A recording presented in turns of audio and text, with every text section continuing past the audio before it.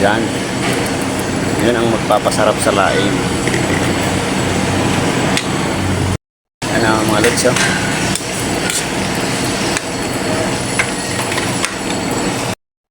Ayun, magandang buhay mga lods.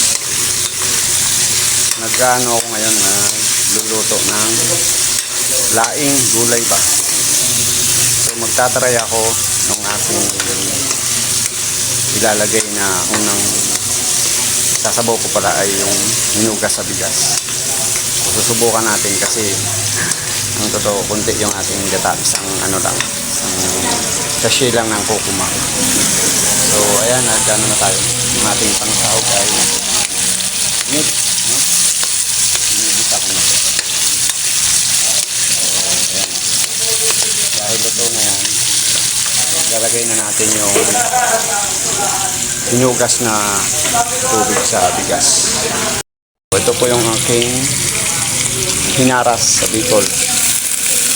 Ayan natin.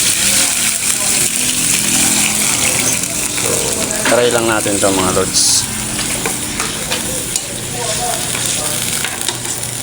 So, kakaiba ito no mga lods na. Ito yung ano.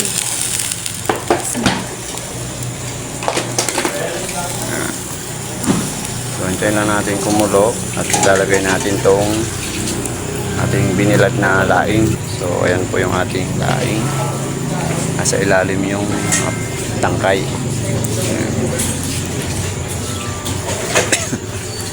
Binilad natin yan ng 2 araw kasi hindi gaanong mainit. Kaya, ayan ganun, pinalabasan. So, ayan, kulo na nga guys yung ating hinaras o sabaw ng ano, hinugas sa bigas. Lagay na natin tong ating laing. So, ayan mga lods, nilagay na nga natin lahat. So, masusubukan natin yan mamaya. So, dagdagan lang natin pa. Kasi, pag binilad na ang laing, yan, makitubig. Hinugas po ng bigas yan mga lods. Kasi nag-iisa lang natin yung kukumama natin. Wala kasi ditong puno ng nyug sa lugar namin. Kaya wala tayong makakayod.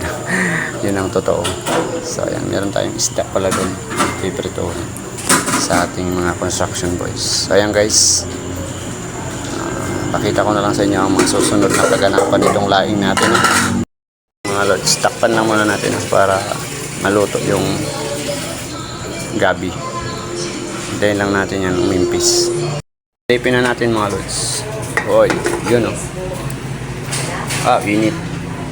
Ito yung mahirap, walang hawakan. Kailangan natin yan ipitin. Kasi walang hawakan. Ayun oh, mga lods. Na natin malukayin. Ayan.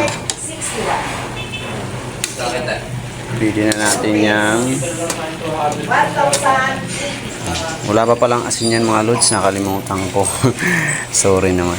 So, babaw na lang natin ang asin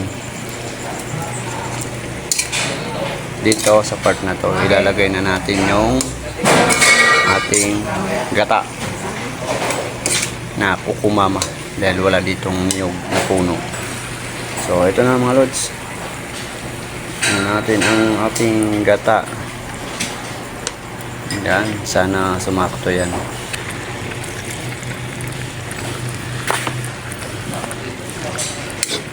Yun o.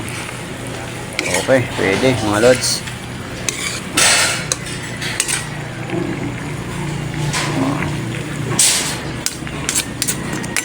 Okay rin pala mga lods yung ano ng ano ng bigas, hinugas. Tapos maglalagay lang ako ng isang pork cubes.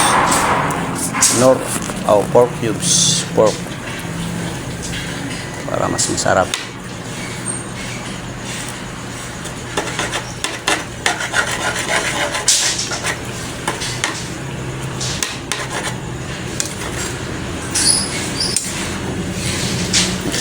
para mag-mix yung lasa ng pork cubes. Ano yung sahog natin? Meat.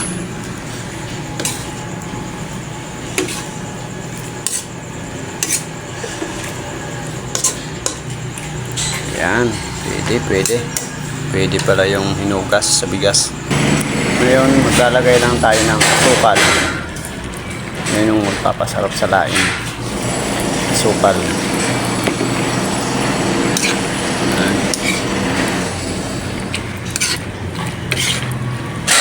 Yung mga hindi nakakalam, no?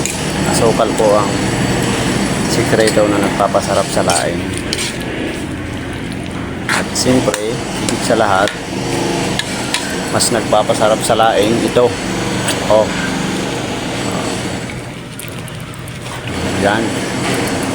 Yan ang magpapasarap sa laing.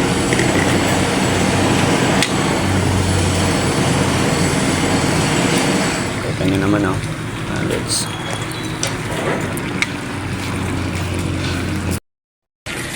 Yan, okay na yan. Sakto rin pala ang isang kuko mama. Pinamitan lang natin siya ng hinugas bigas ng ating unang sinabaw. Ayan mga lods, good morning again. Tapos na tayo magluto, no, ng laing. Sinubukan natin yung magluto tayo ng laing kasi kulang yung ating gata. So, trinay natin sa hugas bigas. Ganun din yung lasa. Perfect din. So, ayan yung ating vlog ngayon. Ulit-ulit ako nag-upload ng laing, no, dahil kulang na tayo. So, ayan, luto na po. Ayan. So, pasensya na kayo at maingay talaga dahil dito tayo sa isang construction. Marami kayong iba-ibang maririnig. So, ayan, again, thank you. God bless po, followers, viewers. Thank you so much.